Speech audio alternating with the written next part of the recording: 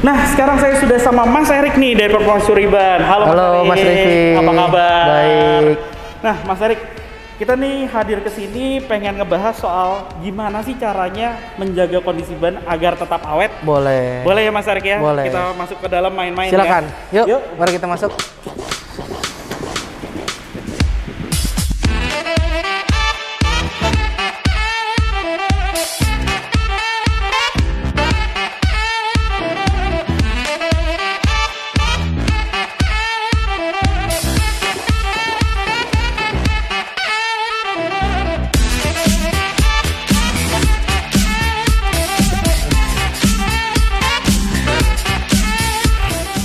Nah, Mas Erik, Gimana? sekarang kita mulai nih. Gimana sih tips untuk bisa ngejaga ban supaya tetap awet? Oke, musuh utama dari ban adalah tekanan angin. Oke. Jadi pastikan tekanan angin Anda itu sesuai dengan yang ada di mobilnya. Oke, itu gimana bisa tahu cara tekanan angin ban gitu loh? Jadi begini, setiap mobil standar itu Mas Rivi, di bagian pintu bagian pengemudi itu udah ada tabel yang disediakan. Oh, Jadi kita untuk oke. mengetahui ukuran ban standar dan ukuran tekanan angin sudah disediakan di Pintu Pintu atau mobil. biasanya di buku manual juga Betul, ada ya. iya. Oke. Dan kalau mobil itu kan khusus untuk mobil-mobil standar. betul. Nih. Kalau bicara mobil-mobil yang udah berganti pelek nih, contohnya kayak gini tuh Oke, gimana caranya? contoh, ini mobilnya udah digantikan dengan velg 20 inci. Oke. Jadi setiap ban mobil, ban standar itu ada ukuran namanya load index. Oke. Kita harus cek dulu load indexnya yang standarnya berapa, kemudian ban barunya kita juga cek juga load indexnya berapa, keterangannya bisa di sidewall. Oke. Kemudian kita di belakang udah disediakan juga tabelnya Oke. untuk di cross check, Kombinasikan. dikombinasi. Oke. Jadi ada cara hitung supaya khususnya mendapatkan ukuran angin yang paling sesuai. ya? Oh, gitu. jadi jangan bukan dikira-kira Nggak doang bisa, tuh ya. nggak bisa. Nggak bisa dikira-kira doang. Jadi emang punya cara mengukurnya Betul. sendiri dan disesuaikan dengan mobil apa gitu ya. Karena angin mobil, ketika anginnya kurang, ban ini juga akan bakal rusak, nggak bakal tahan lama. Karena oke. sidewall-nya kegencet kan, Oke, terkena betul. beban. Tapak Tapi pun juga gitu ya. betul, begitu juga dengan kalau anginnya terlalu banyak, Mas Rivi. Oke. Jadi kalau anginnya terlalu banyak, nanti di sininya itu dia akan lebih mengembang. Oke. Tapi secara kasat mata nggak kelihatan ya. Aha. Cuma nanti bannya itu bakal habisnya nggak rata. Oh, Gitu. Oke, ya itulah akhirnya bannya juga jadi nggak Betul. awet malahan ya. Oke, selain itu bicara soal kan tekanan angin nih. Betul. Tekanan angin itu kan ada yang bertanya soal apakah perlu pakai nitrogen. Betul. Nah, itu gimana tuh? Karena Mas? di Indonesia ini udaranya tropis ya, cukup panas dan angin ban yang paling sesuai menurut saya adalah nitrogen. Kenapa Karena tuh? angin nitrogen ini lebih stabil daripada oksigen. Oke. Gitu. Jadi memang angin ban itu kadang-kadang suka kurang ya karena Oke. dia memuai. Oke. Tapi kalau dengan nitrogen ini dia lebih stabil. Tapi bukan berarti nggak Oke. berkurang ya. Nah, tetap Tetap. harus dicek, cuman dia lebih Betul. awet, perubahannya nggak terlalu Nggak drastis. gitu ya. Betul. Oke. Gitu. Oke, sekarang kita dari ngecek soal tekanan angin Uh-uh. secara berkala, berikutnya apa nih? Syarat kedua adalah cek bagian balancing. Oke, kita Gitu. langsung ke mesinnya aja berarti ya. Boleh, yuk. Yuk. Oke, sekarang kita udah nyampe di mesin balancing ya, Mas? Erik? Betul, ini mesin balancing. Oke, kenapa nih harus dibalancing secara berkala juga nih, Mas? Erik? Jadi gini, sebenarnya kebanyakan orang itu selalu balancing ketika dia berasa getar di setirnya. Oke. Tapi untuk perawatan yang benar itu kita harus cek secara berkala. Oh. Jadi sama halnya gitu. kayak tubuh kita, jangan sampai kita sakit baru kita ke dokter, atau jangan sakit baru kita berasa nggak enak baru minum vitamin. Oke, karena Gitu. sebenarnya memang ban ada usianya, dia berkurang dan setiap berkurangnya itu Betul. ada perubahan Dia gitu perlu ya. penyesuaian lagi supaya ban ini lebih balance. Namanya kan juga Oke, balancing kan, benar. gitu. Supaya tetap stabil gitu ya Betul. jadinya ya.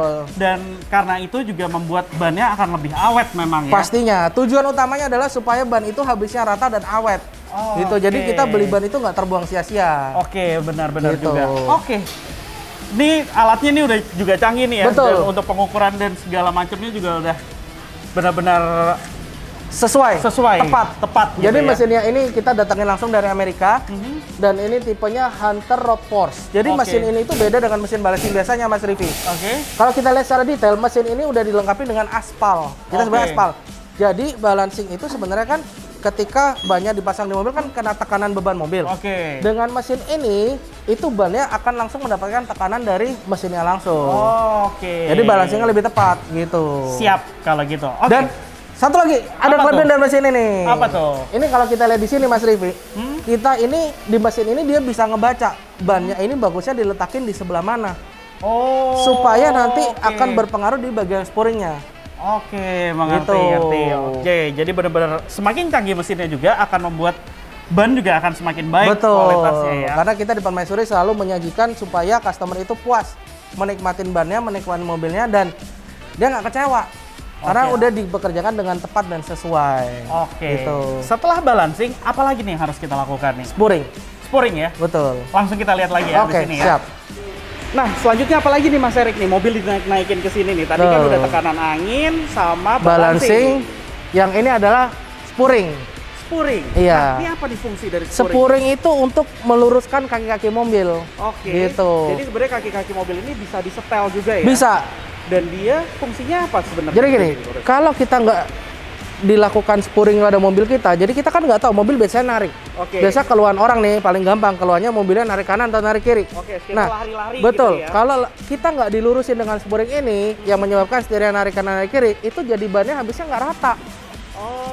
Jadi habisnya nggak sempurna gitu loh. Seperti posisinya misalkan ada yang terbuka sebelah, airnya seperti betul. terseret, tapi nggak kelihatan mata memang. Nggak kelihatan. Cuman biasa berasa di bagian setir. Gitu. Dan itu ada artinya bahwa sebenarnya ban salah satu bannya jadi keseret-seret ya. Betul. Jadi menyebabkan bannya habisnya nggak rata, habis sebelah gitu. Menarik.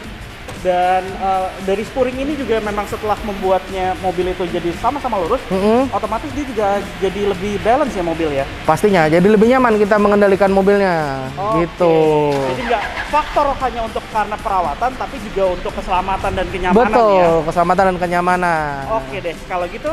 Nah, terus setelah spuring apa nih Mas? Yang terakhir kita cek rotasi ban. Oke, kita ke sana berarti ya? Siap. Mas Erik, kan tadi udah nih ngecek tekanan angin secara berkala, terus balancing, spuring. Nah, ini yang terakhir apa nih?